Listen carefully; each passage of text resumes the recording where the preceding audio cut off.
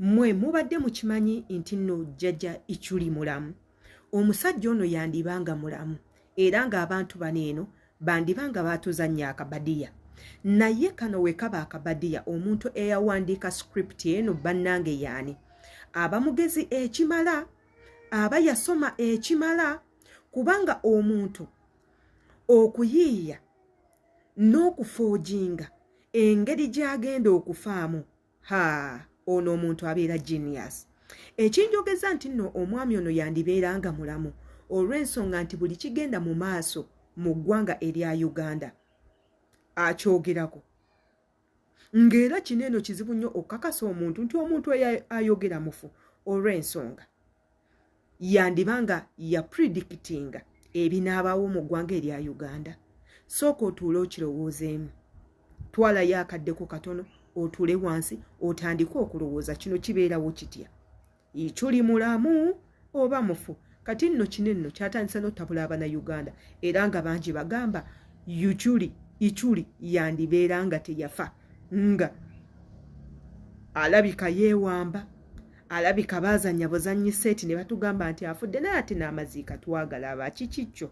Yenze Sheila Adita, subscribinga ku YouTube channel yange, kwata ku notification bell, buli video yonna gye nteekayo ekutuukeko bulungi nnyo. Wabula ekisinga mu byonna igwe kwe commentinga manye endowooza yo ku butambi bunene obwenkola.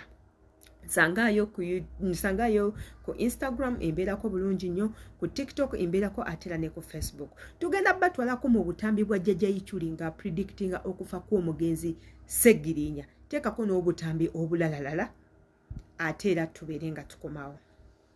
Omuwummuza emirembe yonna gy'alaga, gumya famire ye bakitegere tewa Mukama gye tuva ate gye tulidda. Atwala abaavu yatwala n'abagagga, atwala abanaku yatwala n'abali obulungi, abatanaaba maaso n'abalina oluumu. Oyo ye Mukama Katonda owa waggulu awo tazannya, tazannyirako ddala. Naye bw'oba oli mulamu ng'ozuukuse wezzeemu amaanyi, situka gataka ga Ichuli, teeka Ichuli fiye example, tugende tutuuse ku famire zaffe ebirungi. Amiina ya Arabbul Aalamiina. Buli kadaama embeera emaze kunyiga mbawalabu n'obyetabamu oba obimanyi nga we bitambula.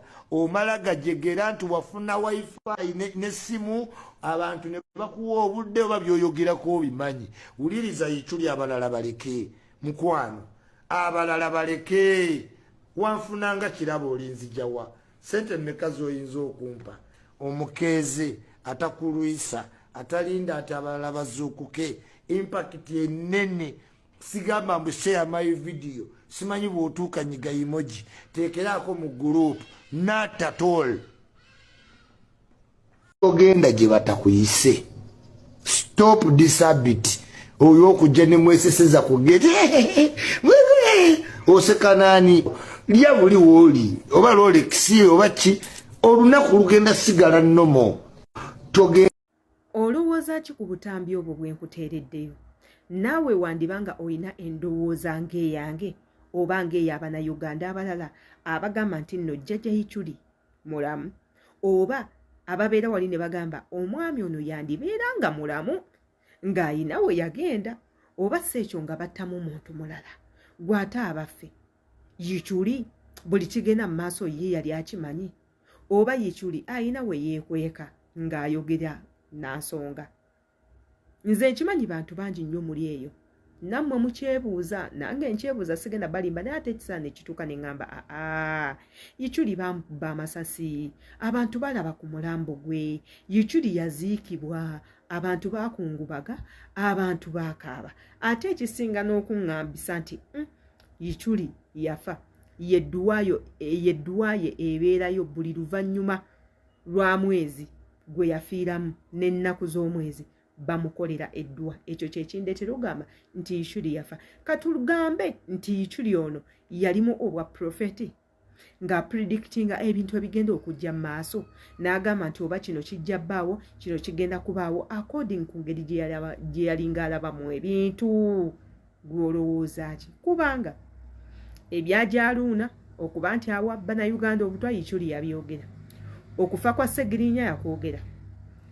Yayogera ku Palaso ebya palaaso bibaddewo mu birabi n'ayogera ku alien skin nabyo bibaddewo mu birabi byonna tuzenga tubiraba bannakankaka baani abalala yikyuli buli kye yayogeranga kigenda kituukawo ate era obutambi bwe ne budda obulinga obulaga nti maybe he's somewhere watching oba omuzimu gwa yikyuli gulina omuntu omulala gwe gwayengera nga guli mu mukozesa ffe nga tuli eno tugamba bananga omusajja naye nga that man is dead alive kisoboka abantu tebafa ne beefiira muyinza okubeera eyo ne muwakana abantu tebeefiira just like that nti omuntu afudde avuddewo period nedda some people live dead ng'omubiri gwafa naye nga ye mulamu ng'akyasobola otambula n'akola byonna by'ayagala nga yeeyambisa omuntu omulala oba okitegeera bulungi so kati temuzannyira ku muntu mulimu abantu abafa nga they are not ready to go kati gwe kirowoozeemu ku butambi obwo bwonna bwe nkuteereddewo igwe kikyolowooza gwe naawe olowooza nga nze nti yikyuli taliiwo yikyuli yafa yikyuli baamuziika yikyuli bulabula kamanye kikyolowooza nga oyambisa comment section awo embaagala nnyo